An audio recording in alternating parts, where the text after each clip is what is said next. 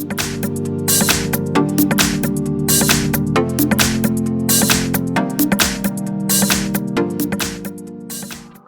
I have Samsung Galaxy A7 2018, and let me show you how to check IMEI and serial number on the following device. So at the very beginning, let's start by using the home screen. Let's use the phone's dialer, and let me show you how to do it by using the secret code. So let's use *#06#, and as you can see, the IMEI and serial number just pops up. What's also really interesting, you can use here the barcodes to this number. Let's tap OK to close this window. Now let's go back, and here you can use the home screen.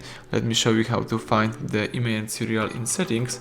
Let's choose here settings, scroll down, select about phone, and here you should find and select the following list. So here you can read the IMEI number and serial number as well. That's it, everything went well. Thank you for watching. Please subscribe our channel, leave thumbs up under the video.